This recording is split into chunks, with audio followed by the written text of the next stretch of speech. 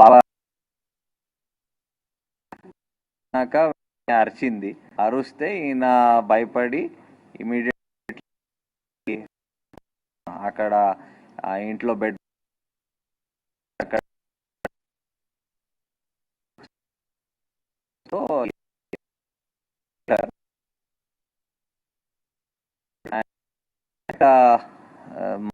తర్వాత మన realise that ఈ స్టేజెస్ లో కూడా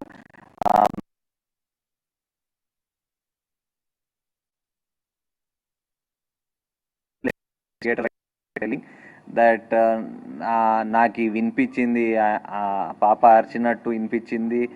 అండ్ 10 o'clock అలా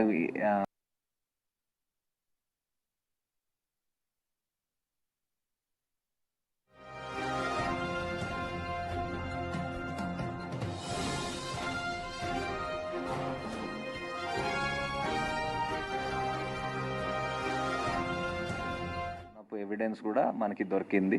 సో దాని బేసిస్ మీద మేము ఇప్పుడు కేసుకి ముందుకు తీసుకొని ఫైనలైజ్ చేసేస్తాం. దీని గురించి ఎవరికైనా ఏమైనా క్వశ్చన్స్ ఉంటే విల్ టెల్. ఇంకొక కేసు మన ఖజానా జ్యువెలర్స్ గురించి కూడా విల్ టాక్. బట్ దీని గురించి ఏమైనా ఉంటే అడగొచ్చండి.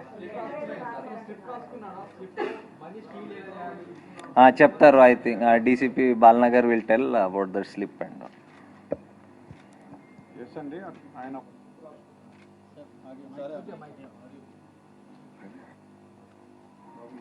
అవునండి, ఆయన ఒక స్లిప్ రాసుకున్నాడు.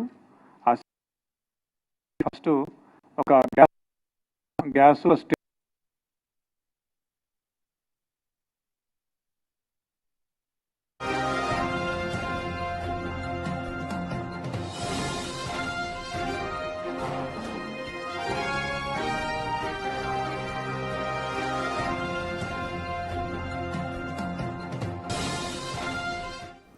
అటు కూకట్పల్లి సహస్ర హత్య కేసుకు సంబంధించి మిస్టరీ వీడింది. దీనిలో అయితే పోలీసులు పురోగతి సాధించారు. అయితే ఈ కేసుకు సంబంధించి కూడా అవినాష్ మహంత్ అయితే వివరాలు వెల్లడిస్తున్నారు.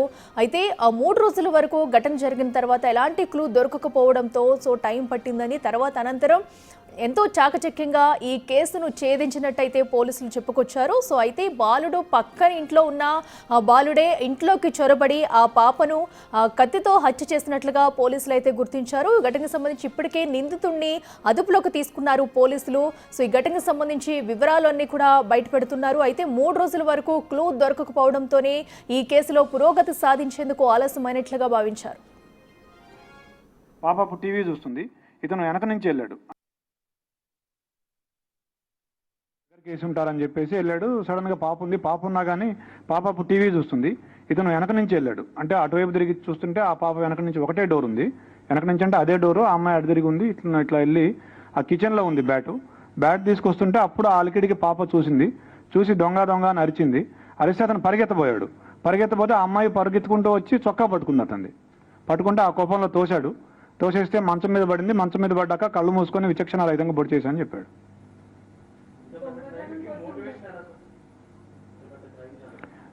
అతనికి బేసిక్గా ఈ ఓటీటీల్లో, యూట్యూబ్లో ఈ క్రైమ్ థ్రిల్లర్స్, సస్పెన్స్ మిస్టరీలు చూసే అలవాటు బాగా ఎక్కువగా.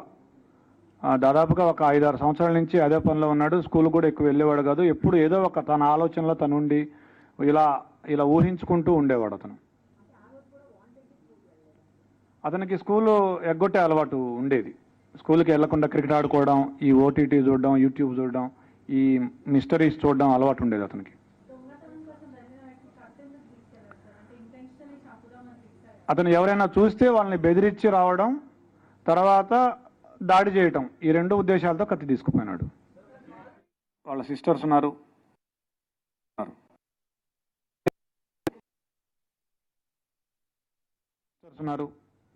వాళ్ళ ఇంట్లో ఉన్నారు. వాళ్ళ మదర్ లేదు కానీ మిగతా వాళ్ళు ఉన్నారు.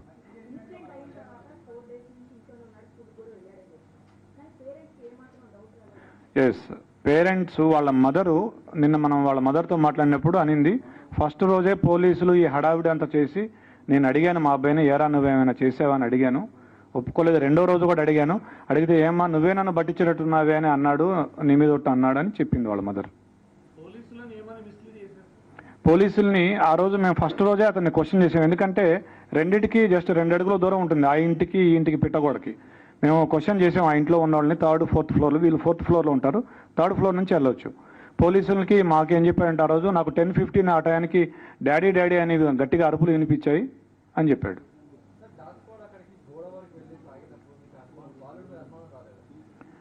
బాలుడి మీద కూడా అనుమానం వచ్చింది మాకు. అయితే మేము ఒక లిస్ట్ ఆఫ్ సస్పెక్ట్స్ చేసుకున్నాము, దాని ప్రకారం చేసుకుంటూ వచ్చాము. నిన్న అతన్ని చేశాము. తర్వాత మాకు ఇంకొక క్లూ కూడా వచ్చింది. ఒక పిల్లాడు కూడా సమాచారం ఇచ్చాడు. ఇట్లా ఆ రోజు ఏ రోజైతే అఫెన్స్ జరిగిందో ఆ రోజు మార్నింగ్ 8:30 to 8:45 అతను ఆ గోడ దగ్గర, ఏదైతే గోడ దూకి వెళ్ళే అవకాశం ఉందో ఆ గోడ దగ్గర తచ్చాడాడు అతను చాలాసేపు, ఒక 15 minutes. ఆ సమాచారంతో మా అనుమానం ఇంకా ఎక్కువై, మా అనుమానం నిర్ధారణ అయ్యి అతన్ని మళ్ళీ విచారించాము. ఫస్ట్ ఇల్లు సెర్చ్ చేసాము. ఇల్లు సెర్చ్ చేస్తే మాకు ఈ లెటర్ దొరికింది, అతను రాసుకునే లెటర్ ఏదైతే ఉందో అది. తర్వాత కత్తి కూడా దొరికింది. 3 కత్తులు ఉన్నాయి. ఏ కత్తి అంటే, సార్ నల్ల కత్తి, నల్ల పిడి ఉంటుంది, దానికి అంచు నల్లగా ఉంటుందని అతనే చెప్పాడు. ఆ కత్తి తీసుకొస్తే ఇదే అని చూపించాడు.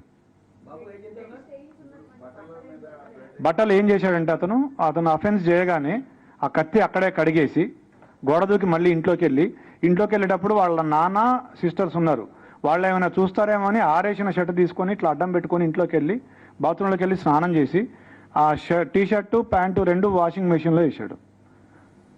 But we found some slight blood on the clothes. We have called a special investigation team, forensic team. వాళ్ళు స్పెషల్ లైటింగ్, స్పెషల్ స్పెట్స్ వాడి they are able to found it. I also have seen it. Yes. అతనికి ఒక కుందేలు ఉండేది. ఆ రోజు ఆ కుందేలు కూడా చనిపోయింది. 11:30కి మేము టైం లేని కూడా తీసుకున్నాం అతని మీద అనుమానం వచ్చాక. అతను 11:30కి బయటికి వెళ్ళాడు ఇంట్లోంచి. 11:30కి ఆ కుందేలుని తీసుకొని డాక్టర్ దగ్గరికి వెళ్తే ఆ కుందేలు చనిపోయింది ఆ రోజు. ఆ స్టోరీ కూడా మాకు చెప్పాడు. 14 years. ఫింగర్ ప్రింట్స్ ఇంకా నిన్ననే జరిగింది, ఇంకా వీఆర్ మ్యాచింగ్ ఇట్. లేదు, మనకున్న సమాచారం మేరకు ఇంతవరకు అయితే ఏం లేదు. బట్ వాళ్ళ మదర్ చెప్పిన ఒక విషయం ఏంటంటే, అతను 2 months బ్యాక్ అతని దగ్గరికి ఒక ఫోన్ వచ్చింది, సెల్ ఫోన్. మేము డబ్బులు ఇవ్వలేదు, ఇతనికి ఎక్కడిది సెల్ ఫోన్ అంటే నేను కొనుక్కున్నా అని చెప్తున్నాడు. డబ్బులు ఎక్కడ ఉంటే చెప్పలేదు. అది వాళ్ళ మదర్ చెప్పిన విషయమే. సో దీన్ని బట్టి మీరు ఏమైనా అనుకోవచ్చు.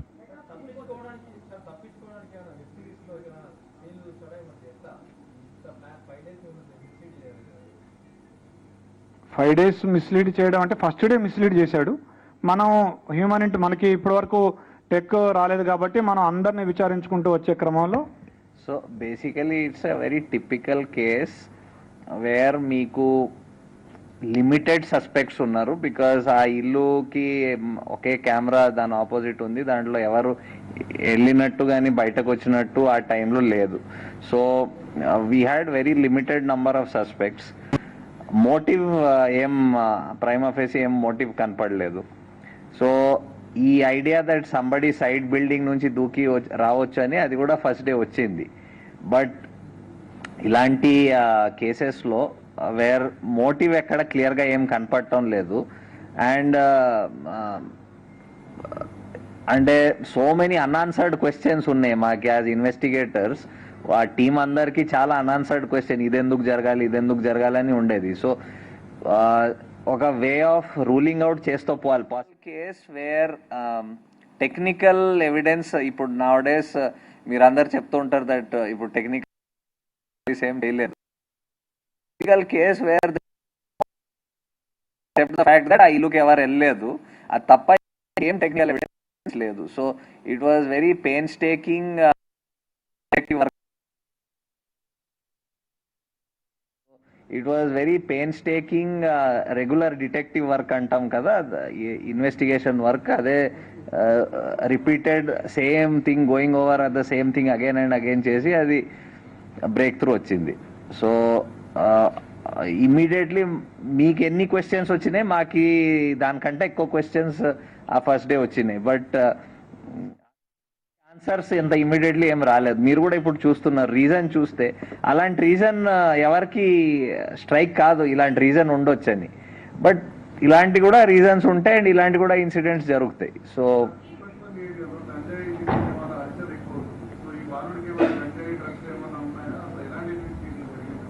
లేదండి, ఆ యాంగిల్ వెరిఫై చేసాము, అట్లాంటిది ఏమీ లేదు. I think the short report వచ్చింది which indicated the cause of death, అది వచ్చింది, అంతవరకు వచ్చింది. అది కూడా ఆ పిల్లాడు, అతను కూడా అడిగాము, అతను కూడా ఏం చెప్పట్లేదు మనకు.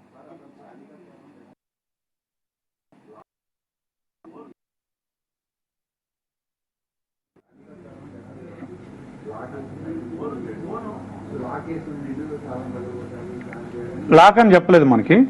నార్మల్గా వీళ్ళు ఇది వేరే, ఆ లెటర్ ఈ దీనికి సంబంధించింది కాదు. ఆ అమ్మాయి చూడదు, ఆ బ్యాట్ తీసుకొని వెళ్ళిపోదాం అనుకున్నాడు అతను. ఆ అమ్మాయి ఇంకా చూడదు, ఆ బ్యాట్ తీసుకొని పరిగెత్తుకొని వెళ్ళిపోవచ్చు అనుకున్నాడు.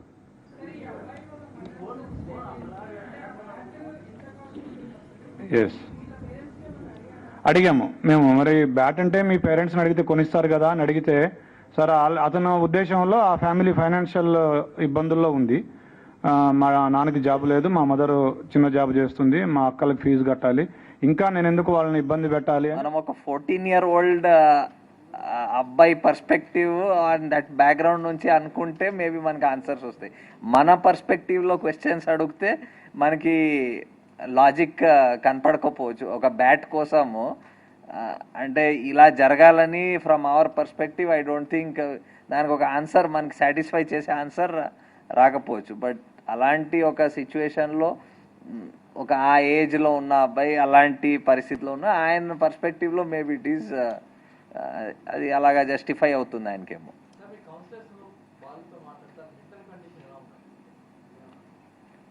ఇంకా I think we'll do that slowly. ఇప్పుడు నిన్న just we got the breakthrough, we'll put up ఈ court related matters will take up, then definitely professional help whatever ఆయనకి ఆయన థాట్ ప్రాసెస్ అవన్నీ అర్థం చేసుకోవడానికి విల్ టేక్.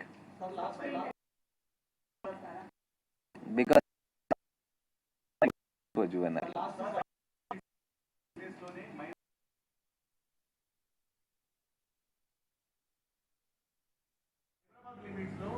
లోనే మైనర్లు అక్యూజ్డ్లో ఉన్న ఇన్సిడెంట్స్ రెండు జరిగింది. గతంలో జీడిమెట్లలో తల్లిని ఒక అమ్మాయి మర్డర్ చేసి ఇన్సిడెంట్ అవుట్ చేసుకుంది. ఇప్పుడు మైనర్ ఒక అమ్మాయిని